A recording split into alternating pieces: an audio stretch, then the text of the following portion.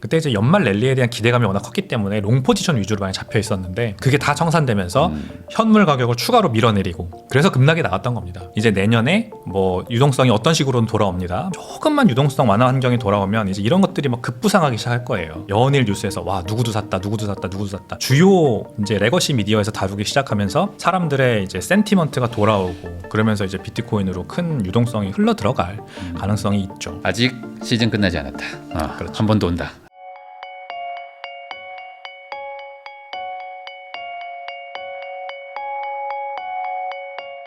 안녕하세요. 부익남TV의 부익남입니다. 오늘은 스매시파이 백훈종 대표님 모시고 최근 코인 시장에 대해서 이야기 한번 나눠보겠습니다. 대표님 안녕하세요. 안녕하세요. 네, 저희 채널 또 처음 나와주셨으니까 간단하게 한번 소개해 주시면 좋을 것 같습니다. 네, 저는 한국에서 비트코인 관련된 핀테크 사업 스매시파이를 운영하고 있는 백훈종입니다. 유튜브 채널도 하나 하고 있습니다. 네. 학고 아직 작지만 전지적 비트코인 시점이라고 하는 비트코인 교육 채널도 운영하고 있습니다. 네. 잘 부탁드립니다. 방금 말씀해 주신 대로 지금 전지적 비트코인 시점 채널을 운영하고 계시니까 결국에는 비트코인은 좋다. 라고 보시는 거잖아요. 좋다라고 보는 거죠. 네. 맞습니다. 그러면 오히려 지금 같은 지금 비트코인 막 하락 급락하고 뭐 살짝 회복했지만 약간 좀 비관론이 팽배한 이 상황에서 좀 비트코인 보유한 분들한테 좀 그 명확한 이야기를 좀 해주실 수 있을 것 같아가지고 좀 모셨는데 우선 지금 그 비트코인이 많이 빠졌으니까 네. 저도 좀 보유는 하고 있거든요. 왜 빠졌는지 그거에 대한 좀 견해부터 좀 궁금합니다. 비트코인의 이제 가장 여러분께서 이해하시기 쉬운 별명이 있는데 네. 유동성 화재 경보기. 그래서 유동성이라는 불이 이렇게 확 붙으면은 네. 이제 가격이 빠진다. 그러면은 유동성이 시장에서 확 빠져나갔다는 거고 네. 유동성이 많이 다시 홍수처럼 들어온다. 그러면 이제 가격이 올라가는. 결국 유동성이라는 거는 시장에 돈이 많이 풀렸다는 건데 네. 이 돈이 풀리면은 뭐 다양한 루트를 통해 풀리겠지만 대표적으로는 연준에서 발행한 화폐가 은행을 통해서 우리에게 대출로 또는 뭐 다른 정부가 재정 지출을 통해 직접적으로 우리의 호주머니로 꽂아주는 어쨌든 이제 우리 소비자 입장에서 최종 네. 소비자 입장에서 돈 빌리기가 쉬워지고 그 다음에 돈 빌리기가 쉬워지고 그러다 보면은 나도 그러면 돈을 좀 융자를 통해서 뭔가 얻어서 뭐 해볼까? 그런 생각을 하게 되고 그게 사업으로도 가고 투자로도 가고 이런 겁니다. 근데 이제 이런 낙관론이 좀 사람들한테 팽배할 때 이럴 때 이제 모든 자산의 가격이 올라가지만 그 중에서도 특히 주목받아 올라가는 게 이제 희소 자산들인 것 같아요. 네. 실물 자산, 희소 자산. 그래서 이 부익남 채널이 가장 잘 다뤄주시는 부동산. 가장 대표적인 실물 자산의 뭐 왕 같은 개념이고 그리고 이제 금 같은 게 또 하나 실물 자산으로서 아주 네. 대표 주자인데 올해 이제 금 가격이 60%나 오르면서 이제 지금의 현재 트렌드는 확실히 디베이스먼트 트레이드가 맞구나. 그러니까 디베이스먼트가 화폐 가치 하락을 말하는 거고요. 트레이드, 화폐 가치 하락에 대비한 투자가 유행이구나라는 게 이제 올해의 트렌드예요. 근데 비트코인은 제가 이제 뭐 이 방송을 보시는 많은 분들께서 어떻게 생각하실지 모르겠지만 네. 제가 업계에서 7년 넘게 일했습니다. 네. 근데 이 업계 관계자로서도 느껴지는 거는 암호화폐는 특히 비트코인은 굉장히 많이 오해를 받고 있다라는 게 확실합니다. 저는 이제 실물 자산으로 생각을 합니다. 비트코인도 부동산이나 네. 금처럼 굉장히 좋은 이 화폐 가치 하락 방어의 해지의 역할을 할 수 있는 그런 굉장히 좋은 경화 하드 에셋인데 대부분의 사람들은 아직 비트코인을 블루칩 주식처럼 굉장히 뭐 위험 리스크 레벨이 높은 그런 위험 자산으로 생각하고 뭐 나스닥 3배 레버리지 ETF쯤으로 생각하는 그런 경향이 있죠. 네. 그러다 보니까 이제 여기서 나오는 미스매치가 굉장히 심한 것 같아요. 그래서 지난 한 10월 초에 12만 5천 달러 전고점을 찍을 때까지는 이제 연말 랠리에 대한 기대감이 컸거든요. 네. 근데 이제 10월 이후로 뭐 기준금리 인하 가능성도 사실 모르겠다였고 그다음에 내년에 대한 전망도 경기가 엄청 좋아지는 것도 아니고 그렇다고 인플레이션이 잡힌 것도 아니고 그다음에 노동시장은 둔화되는 오히려 모습 보이고 파월 의장은 계속해서 금리 인하에 소극적이고 이제 이런 흐름이 계속되다 보니까 비트코인은 주목을 못 받았던 거 유동성이 즉 타이트한 상황에서 주목을 못 받은 상황이니까 가격이 내려가는 그런 상황이었다 이렇게 보시면 되겠습니다. 그래도 생각보다 너무 급락을 해버려가지고 물론 그렇죠. 뭐 그 전에 뭐 10월달에도 알트코인도 한번 막 출렁이기는 했지만 결국에는 코인 시장 자체에 있는 유동성이 좀 빠져나간 거죠. 그게 그렇죠. 뭐 다른 곳으로 간 거죠. 그동안 코인 시장에 있었던 자금은 워낙에 비트코인 가격도 횡보하고 알트코인도 예전 같은 폭발적인 상승세를 못 보여주니까 레버리지 파생상품 시장으로 많이 흘러갔었어요. 네. 그래서 비트코인의 변동성이 한 1, 2% 일간 변동성 기준으로 낮게 과거 대비해서 낮게 유지되는 게 결국 그 자금을 빨아들인 게 선물 옵션 시장 그리고 비트코인 트레저리 기업들이었습니다. 이번에 비트코인 트레저리 기업들 중에 뭐 잘 아시겠지만 MSTR 같은 주식들이 네. 변동성이 엄청 낮지 않습니까? 비트코인이 뭐 2배 오르면 이건 4배 오르고, 그리고 파생상품 시장에서도 레버리지 50배, 100배까지 가능하니까 여기에서 이제 많은 포지션들이 쌓여 있었는데, 이제 예상치 못한 가격 하락이 10월 11일이었죠. 당시 이제 금요일에서 토요일 넘어갈 때 네네. 그 비트코인 가격이 한 3% 정도 빠지니까, 그러면서 선물 연쇄청산이 일어나고 연쇄청산이 계속해서 이제 롱 포지션들을 터트리면서, 그때 이제 연말 랠리에 대한 기대감이 워낙 컸기 때문에 롱 포지션 위주로 많이 잡혀 있었는데, 그게 다 청산되면서 현물 가격을 추가로 밀어내리고, 그래서 급락이 나왔던 겁니다. 거의 하루 만에 10% 가까이 급락이 나왔죠. 그래서 이제 190억 달러 정도의 자금이 암호화폐 시장 전체에서 청산됐고 3분의 2 정도가 알트코인이었습니다. 네. 그러니까 알트코인 자체도 변동성이 큰 위험 자산인데 거기에 레버리지를 껴서 파생상품 투자를 했던 거예요. 이 많은 암호화폐 투자자들이. 그러니까 좀 약간 지루했으니까. 지루했으니까. 변동성이 적으니까. 맞습니다. 그게 또 부동산 영향도 있습니다. 아, 그래요? 왜냐하면 부동산 사고 싶잖아요. 네. 서울 아파트 사고 싶잖아요. 아, 이거 올라가니까. 따라가려고. 근데 이제 대출도 막히고 워낙 많이 올라가고 이러다 보니까 살려고 암호화폐 시장에서 빨리 단기 자금 이제 돈 벌어서 이걸로 하려고 하는 그런 사람들도 많았다고 저는 봅니다. 네. 그러니까 그게 어찌 보면 이제 여러 가지 요인이 겹치면서 사실 과도한 급락이 나왔다. 그렇죠. 이렇게 좀 해석을 하시는 거죠. 그러면 결국에는 이게 돌아가려면 말씀하신 것처럼 이제 유동성이 계속 공급되고 시장에 이제 돈이 넘쳐나면 결국에 이제 흘러 여기까지 올 텐데, 지금 이제 뭐 어제 미국도 금리를 또 낮추고 이런 상황에서 그러면 이제 그 과도하게 내려온 것이 빠르게 회복할 것이냐, 아니면 좀 횡보하든지, 아니면 뭐 일부 조금 추가 하락을 하고 좀 생각보다 좀 시간이 좀 걸릴 것이냐, 뭐 이 부분에 대해서는 좀 제일 궁금해들 하실 것 같은데 어떻게 생각하십니까? 일단은 유동성 화재 경보기가 다시 돌아오는 조건은 말씀하신 네. 금리 인하가 일단 가장 대표적인 게 맞아요. 근데 금리 인하는 지금 이번에 FOMC의 결과도 나왔지만 아마 한 다음 3년 네. 이렇게 긴 기간 동안 3% 정도 때까지 내리는 게 최선일 것 같습니다. 이제 현재 FOMC 12월 FOMC 결과로 보면은 2026년에 한 번, 네. 27년에 한 번 이렇게 0.25% 포인트씩 내린다는 건데, 그렇게 되면은 이제 3.5% 때까지 내린다는 거고, 거기에서 조금 더 급격하게 내리면은 3% 때까지 내리는 거거든요. 그래서 4%에 있던 기준금리가 3%로 내려오는 정도, 이 정도면은 사실 그렇게 급격한 양적 완화로서의 그런 전환은 또 아니에요. 그러니까 저는 지금 제가 말씀드린 3년이라는 기간 동안 경기에 어떤 이상 신호가 또 발생하지 않는다는 그런 전제 하에 이 정도 수준의 금리 상황이 이어진다면 방금 말씀하신 것 같은 그런 급격한 유동성 장세, 네. 위험 자산 선호 심리가 급격하게 좋아지고 모든 것들의 가격이 다 올라가는 그런, 우리가 2020년, 21년에 봤던 그런 상황은 잘 오지 않을 것 같습니다. 지금까지 2023년부터 지금까지도 계속해서 주도주 위주의 장세가 펼쳐졌었죠. 그게 주식시장이든 부동산 시장이든 암호화폐 시장이든 비트코인만 같습니다. 뒤늦게 이더리움, 리플 같은 메이저 알트코인들이 몇 개 따라오는 식으로 장세가 펼쳐졌고, 네. 주식도 뭐 S&P 500 지수의 500개 종목 중에 7개 종목을 빼면은 연간 수익률이 뭐 1%에서 7%대 네. 한 자릿수로 낮아지는 거 아닙니까? 부동산도 서울 집값은 많이 올라가고 지방은 떨어지고 이렇게 주도주 위주 장세가 앞으로도 저는 펼쳐질 거라고 봐요. 근데 여기에서 이제 금리 인하나 통화 정책 이런 거 빼고 지금 당장 연준이 급한 불이 발등에 떨어진 게 우리가 주목할 부분입니다. 그 시중에 미국이라는 나라는 이제 은행 시스템이 굉장히 중요한데, 네. 2008년 금융위기가 결국 이 은행 시스템의 실패였죠.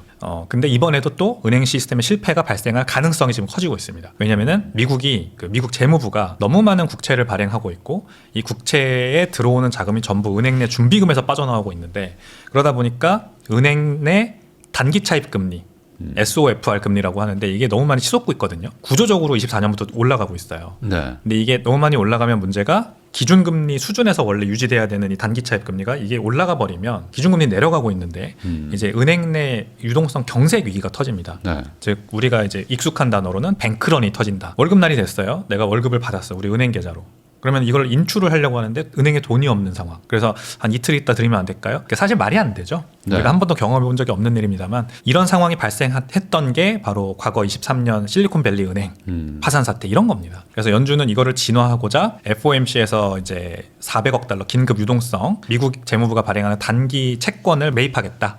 매달 매입하겠다. 한시적으로 이렇게 하겠다. 이렇게 얘기를 했는데, 이게 이제 본격적인 양적 완화 QE로 넘어가기 전에 항상 이런 식으로 먼저 하는 수순이에요. 네. 그래서 잠깐 템포러릴리 이런 유동성 공급 프로그램을 운영을 하고 금방 끝날 거야, 이렇게 얘기를 하지만 이제 QE로 넘어갈 가능성이 커집니다. 그럼 이거는 기준금리 인하나 통화정책과는 상관없이 은행 내 유동성 경색을 막기 위해 이제 자산 매입 프로그램, 재무부의 단기 채권을 계속해서 매입하는 뭐 영구히 언제 끝날지 모르는 종료 시점이 없는 이런 자산 매입 프로그램이 다시 시작되고 네. 또 리포를 통해서 은행들한테 유동성을 계속해서 수혈하는 식으로 이 은행 내 시스템 준비금 경색을 해결하려고 할 가능성이 크다고 저는 보거든요. 그렇기 때문에 26년에 위험자산 선호 심리가 돌아올 거라고 저는 봐요. 그러면은 그동안 못 갔던 이제 금융 조건이 경색돼 있는 상황에서 많이 갔던 금이나 부동산보다는 네. 확실히 그때는 그동안 많이 못 간 비트코인에 더 많은 자금이 쏟아질 가능성이 있고, 근데 그렇다고 해서 모든 알트코인들 다 그러면은 이런 유동성이 흘러들 거냐? 그건 또 조심스럽게 봐야 됩니다. 처음으로 돌아가서 다시 금리가 3%대 정도에 머물러 있다면 뭐 21년에 우리가 봤던 코로나 때문에 발생했던 제로 금리와 무제한 양적 완화 정도는 또 아닐 거다. 그래서 그러니까 주도주 장세. 그만큼 통화량이 많이 늘어나는 건 아니고 늘어나긴 늘어나니까 기본적으로 좀 대장급들에만 좀 온기가 가고 그렇죠. 그 이상까지 가기에는 모자랄 수도 있다. 그 정도. 그러면 지금 그 월가에서도 많이 ETF나 이런 걸로 해서 코인 쪽에 돈이 많이 들어왔는데 뭐 저도 잘은 모르지만 최근에 뭐 돈을 많이 뺐다, 뭐 ETF 많이 팔았다, 뭐 이런 얘기들이 막 나오더라고요. 그게 결국엔 아 이거 비트코인 당장은 안 되니까 뭐 예를 들어 나스닥에 가 있다든지 뭐 다른 쪽으로 지금 가 있는 소위 말하는 이제 암호화폐 시장에 대해서 약간 조금 기대감을 내려놓은 이렇게 해석을 하는 건 맞나요? 아무래도 이 주식 시장에 들어와 있는 돈은 비트코인을 이제 주식 중에서도 위험 선호도가 좀 높은, 네. 위험 레벨이 좀 높은 주식으로 보는 자금이 많을 겁니다. 특히 이제 주식 시장이 패시브 자금이 굉장히 많아요.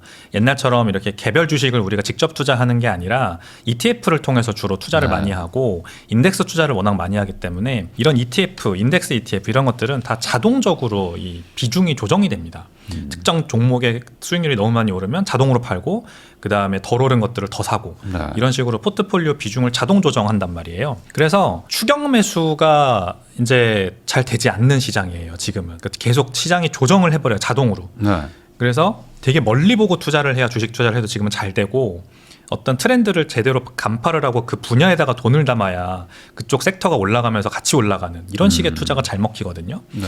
그래서 AI 그 섹터 하나만 투자했어도 사실 지난 뭐 5년 동안만 하더라도 엄청난 수익을 얻을 수가 있었던 거죠. 네. 그런데 비트코인은 이제 현재 주식시장의 내러티브는 아무래도 어떤 AI 같은 그런 폭발적인 성장 가능성이 보이지 않는 그 무언가예요. 그러니까 디지털 자산이라고 하는 것을 국가가, 미국이란 정부가 나서서 육성을 해주기 때문에 올라갈 거다. 네. 이런 얕은 정도의 내러티브만 존재했던 겁니다. 이제 주식시장에서는 그래서 ETF를 통해 유입이 많이 들어온다. 그러면은 좋아. 그러면 트럼프 행정부가 이제 비트코인에 대해서 막 규제도 완화해 줄 거고 전략적 비축으로 보관도 할 거고 계속 매입할 거고 이러니까 가격이 오르겠네. 게다가 이제 2조 달러밖에 안 되는, 현재 2조 달러 밑으로 내려왔는데 시가총액이 2조 달러 미친 작은 자산이라서 편하게 투자할 수 있었던 거죠. 하지만 그만큼 이제 정책, 우호적인 정책에 대한 기대감이 줄어들고 뭐 전략적 비축한다더니 새로 사는 것도 없네, 이런 식으로 기대감이 떨어지면은 그만큼 빨리 자금이 또 빠져나가기도 하는 겁니다. 그러니까 지금 연초부터 우리가 주식시장에서 바라보는 비트코인의 이 상승 내러티브가 규제 완화, 네. 정부가 이 육성해준다, 이런 것들이었는데, 이게 가장 대표적이었는데 그게 그렇게 크게 공격적으로 지금 1년 동안 발생하지를 않았어요. 뭐 법안 같은 것들도 지금 다 아직도 의회에 계류되어 있고, 이 행정명령을 내렸던 스트래티직 비트코인 리저브라고 하는 SBR, 이것도 버젯 뉴트럴한 방식으로 비트코인 개수를 늘려가길 바라지만 사실 그러지 않고 있고, 디지털 자산이라는 아젠다 자체가 지금 의회에서 논의가 많이 안 되고 있고, 얼마 전에 이제 국가안보회의에서 트럼프 대통령이 이제 그 중요한 국정 아젠다들을 발표를 했는데 거기에 또 디지털 자산은 빠졌단 말이에요. 이러다 보니까 이제 내러티브가 사라진 거죠. 소멸돼 버린 거죠. 그러다 보니까 주식시장에서는 ETF를 통해 들어왔던 자금들이 많이 빠져나가는 그런 중이라고 보시면 될 것 같습니다. 그러니까 다른 게 지금 가고 있는데 굳이 여기에서 묶여 있을 이유가 없다. 뭐 이렇게 그렇죠. 생각을 할 수도 있겠죠. 그럼 이게 소위 말하는 시즌 종료가 아니겠느냐. 무슨 다시 부활할 가능성이 있는 건가. 이거에 대한 그 회의감 분명히 있을 것 같은데 시즌 종료는 아니라고 보시는 거잖아요, 결국에는. 맞습니다. 결국에 유동성이 풀려가지고 다시 돌아온다 말고 그 플러스 알파가 또 있을까요? 여기서? 일단 제가 말씀드린 주식시장의 비트코인에 대한 내러티브, 정책 수혜에 대한 기대감, 이런 거는 좀 잘못 짚은 거예요. 애초에 비트코인은 어떤 정책적인 이런 수혜가 필요가 없습니다. 아, 그래요? 그렇습니다. 비트코인은 어차피 금 같은 무기명 자산이고 네. 베어럴 에셋이라고 하죠. 국경의 존재를 희미하게 만드는 무기명 네. 자산이고 등기 칠 필요 없는 자산, 베어럴 에셋이고 희소한 자산이기 때문에 게다가 이 희소함이 흔들리지 않을 거라는 강한 신뢰가 존재하는 자산이죠. 그렇기 때문에 완전히 디베이스먼트 트레이드, 즉 제가 말씀드린 화폐 가치 하락에 방어하는 수단으로 투자하는 게 맞는 거거든요. 네. 근데 이제 아직 주식시장은 이거를 제대로 해석하지 못하고 있기 때문에 지금 잘못 판단을 한 거죠. 그래서 단기적인 가격 하락이 온 거고 이 가격 하락의 원인이 그거라면 이제 내년에 뭐 유동성이 어떤 식으로는 돌아옵니다. 만약에 중간 선거를 이제 대비하는 트럼프 대통령이 재정 정책을 쓰겠다. 그래서 뭐 델 컴퓨터한테 마이클 델 회장한테 뭐 60억 달러나 그 기부를 받아서 이걸로 미국에 있는 모든 아동들에게 1,000불짜리 주식 투자 계좌를 열어주겠다는 이런 재정 정책도 펴고 이러잖아요. 네. 이게 뭐 코로나 때도 있었던 일입니다. 가정마다 2,000달러씩 주겠다. 그리고 연준은 말을 안 듣지만 우리 재무부가 알아서 국채 발행해가지고 이제부터 선심성 공약을 통해서 돈 풀겠다라고 하는 것들이 내년에 막 시작될 것 같아요. 그리고 이제 연준 입장에서도 일단은 연준 의장이 케빈 헤셋이라고 하는 비둘기파로 갈아치워질 가능성이 또 논의되고 있죠. 지금 네. 굉장히 매스컴이 뜨거운데 이제 연준 입장에서도 제가 말씀드린 그런 은행 내 유동성 경색 위기를 피하기 위해서 자산 매입 프로그램 다시 시작하고 이러면 이게 또 유동성입니다. 그냥 그대로. 그러다 보니까 정책 수에 사실 이거는 너무 올드 아젠다가 되어버린 게 맞고요. 이제 내년부터는 그러면은 지금부터는 그동안 못 간 거 중에 뭐가 선별적으로 갈 거냐 이런 식의 사람들의 생각이 회로가 바뀔 거라고 생각해요. 제가 말씀드린 이제 ETF 주식시장의 내러티브를 이끄는 그런 패시브 자금들 ETF 이런 것들이 또 전부는 아닙니다. 네. 예를 들면 굉장히 장기적으로 이 포트폴리오를 구성해서 장기적인 투자를 하는 기관 투자자들도 많잖아요. 우리가 ETF는 그냥 아직까지 대부분이 헤지펀드나 그런 이제 단기적인 전망을 가지고 포트폴리오 플레이를 하는 그런 자산 운용사들이 많다고 보면 되는데 그 외에 나머지 연기금, 국부펀드, 소버넌 웰스 펀드 이런 것들도 있습니다. 최근에 비트코인에 이 투자하고 있는 이런 기관들은 뭐가 있냐? 하버드 연기금. 네. 하버드 연기금이 원래 비트코인을 비롯한 증권 자체에 투자를 잘 안 합니다. 증권이라고 할 수 있는 ETF, 비트코인 현물 ETF에 투자를 하는데 그 비중이 증권 투자 비중 중에서 가장 높고 그리고 이게 굉장히 이례적인 일인데 여기에 이제 편승해서 아부다비 국부펀드라든지 뭐 카자흐스탄 국부펀드라든지 이런 이제 국부펀드들도 비트코인 포트폴리오 비중을 늘려가고 있는 이런 게 이제 조금씩이긴 하지만 비트코인에 대한 인식 자체가 앞서 말씀드린 헤지펀드들이 주도하는 그런 뭐 무위험 차익거래 수단으로서 어떤 보는 거랑 이제 좀 멀어져서 장기적인 디베이스먼트 트레이드의 주인공 자산으로서 오래 보유하려고 하는 그런 자산 운용사들의 인식도 굉장히 늘어나고 있다는 게 보이거든요. 그래서 이런 것들이 이제 매스컴에서 잘 안 다뤄지니까 잘 안 보이니까 지금 사람들이 관심이 없는 건데 조금만 유동성 완화 환경이 돌아오면 이제 이런 것들이 막 급부상하기 시작할 거예요. 연일 뉴스에서 와 누구도 샀다. 주요 이제 레거시 미디어에서 다루기 시작하면서 사람들의 이제 센티먼트가 돌아오고 그러면서 이제 비트코인으로 큰 유동성이 흘러 들어갈 가능성이 있죠. 그러면 결국에 아직 그 시가총액이 뭐 크다면 크겠지만 글로벌한 자산 기준으로 보면 뭐 엄청 큰 건 아니기 때문에 뭐 돈이 쉽게 빠져나가기도 하고 반대로 또 관심도가 생기면 또 전 세계적으로 또 자금이 유입되면서 급등도 하고 이런 분위기가 있을 거기 때문에 이게 아직은 끝난 것이 아니다. 이렇게 그렇죠. 좀 얘기를 해주신 것 같아요. 그럼에도 불구하고 말씀하셨던 것들이 뭐 워낙 이제 신생 자산이라서 그럴 수는 있지만 소위 말하는 뭐 투자의 구루 같은 분들은 한결같이 비트코인 별로라고 하잖아요. 뭐 그냥 쓰레기다. 뭐 이렇게 얘기하는 사람도 많고 나는 투자 안 한다. 뭐 워렌 버핏 뭐 이런 분들 안 한다고 막 하잖아요. 아예 싫다고. 이렇게 가는 거는 결국에 인식 차이인가요? 맞습니다. 이제 투자의 구루들 뭐 워렌 버핏 말씀하셨으니까 대표적으로 워렌 버핏이 비트코인을 싫어하는 이유는 너무나도 명확해요. 이제 이분이 그동안 해왔던 말하자면 너무나도 자기에게 익숙한 투자, 현금 흐름을 창출하는 그 무언가, 해자를 지은 그 무언가에 투자하는 게 아닌 거죠. 네. 이분 입장에서는. 이분은 금도 싫어하니까. 금도 싫어하니까. 네, 금도 싫어합니다. 맞습니다. 근데 이제 우리는 그러면은 개인 투자자 입장에서 누구의 말을 듣는 게 좋으냐. 투자의 구루도 뭐 여러 종류가 있잖아요.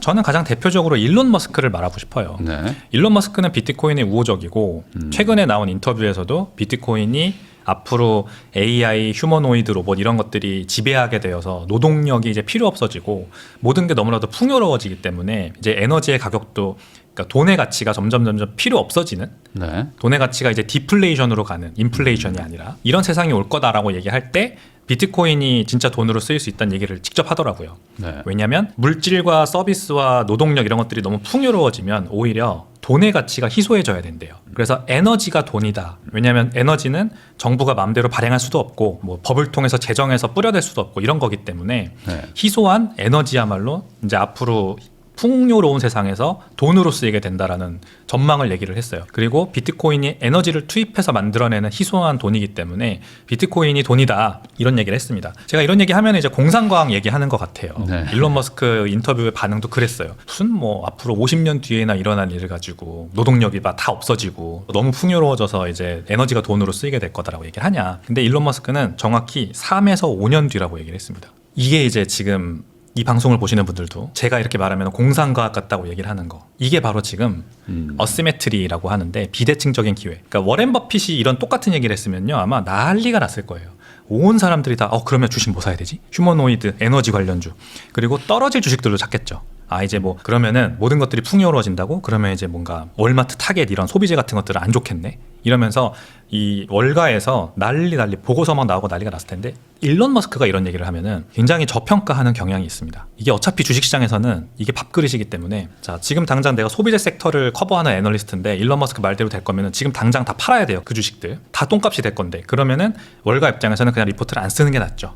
네. 어차피 언제 올지도 모르는 미래. 그렇기 때문에 언제나 일론 머스크의 전망은 저평가돼요. 하지만 이 사람은 모든 거를 다 현실화한 사람이죠. 자율주행차 세상 올 거라고 했는데 실제로 왔고, FSD 완전 자율주행 왔죠. 전기차 완전 자율주행 다 왔죠. 그 다음에 인터넷으로 전 세계를 잇겠다 스타링크 실제로 했죠. 뭐 이렇게 시기는 아무튼 타이밍은 좀 달랐지만 거의 대부분 다 현실화되고 있어요. 우리 개인 투자자 입장에서는 월가가 무시하는 저런 사람들의 의견을 들어서 오히려 미리 투자하는 게 더 좋다. 이게 제 결론입니다. 워렌 버핏이 하라는 대로 투자한다고 돈 번다는 사람 전 못 봤어요. 진짜 어려워요. 워렌 버핏이 어떤 결정을, 무슨 분석을 통해 어떤 마인드를 가지고 이런 결정을 했는지를 후행적으로 우리가 알고, 워렌 버핏 포트폴리오가 이래? 그럼 나도 따라 사야지. 이랬을 때 돈 벌기가 너무 어렵죠, 사실상. 이제 일론 머스크 같은 선구자들, 빌더라고 하죠, 결국. 사업가들, 이 빌더들의 말을 듣고 이해를 하고 이들의 전략과 결정을 따라가면은 그게 타이밍의 차이는 있을지 몰라도 어쨌든 이제 그들의 성공과 같이 가게 되는 거거든요. 그래서 저는 이렇게 생각을 해야 된다 생각해요. 구루들이, 특히 이제 워렌 버핏 같은 사람들이, 특히 주식시장에 있는 유명한 투자자들이 이제 많이 비트코인을 폄하하는데, 아마 비트코인에 대한 이 공부나 연구를 충분히 하지 않은 상태에서 자신이 가지고 있는 기존 난리지를 가지고 판단하고 있을 가능성이 저는 굉장히 커 보여요. 이제 한두 줄짜리 신문 기사나 이런 것만 가지고 이 사람들의 비트코인에 대한 이 지식의 폭을 판단하기가 어렵잖아요. 그래서 함부로 말하기는 좀 조심스러우나, 아마 대표적으로 또 하나의 인물 레이 달리오 같은 사람들이 최근에 얘기한 게 이제 제가 그렇게 판단하게 된 또 계기가 됐었죠. 예를 들어 뭐 양자 컴퓨터의 위협 때문에 비트코인은 기축통화의 지위는 이르지 못할 것 같다. 이런 게 이제 대표적으로 비트코인에 대해서 좀 그러니까 공부를 안 했구나 라고 제가 판단하게 되는 그런 부분이거든요. 그래서 되게 특이한 현상이, 부동산 쪽 공부를 하신 분들, 부동산 쪽에서 돈을 버신 분들은 이런 것에 갇히지 않으시더라고요. 오히려 비트코인에 대해서 되게 우호적이에요. 네. 그러니까 주식시장에서 오랫동안 돈을 버시고 여기에서 공부를 많이 하신 분들은 계속 기존의 자신의 난리지로 비트코인을 판단하다 보니까 이게 매칭이 잘 안 되는 거예요. 돈 버는 방법이 아닌 거죠, 이거는. 근데 부동산으로 성공하신 분들은 되게 그런 어떤 밸류에이션, 어떻게 이거를 밸류에이션 할 수 있냐 이런 측면으로 보는 게 아니라 그냥 그 뭐 부동산 물건 하나를 볼 때에 내가 판단했었던 그런 기준들을 가지고 비트코인을 보면은 일견 말이 되는 것 같아요. 수요와 공급을 봅니다. 네. 그러다 보니까 더 쉽게 이렇게 유리천장 같은 게 깨지는 것 같다는 느낌이 들어요. 그래서 우리 투자자분들도 조금 어떤 구루들의 말을 귀담아 들을 거냐를 보시고, 제가 추천해드린 대로 일론 머스크가 비트코인에 대해서 우호적으로 얘기하는 그 포인트들에 대해서 한번 더 귀담아 들으시면 좋을 것 같다. 아직 시즌 끝나지 않았다. 그렇죠. 한 번 더 온다라고 얘기해 주셨습니다.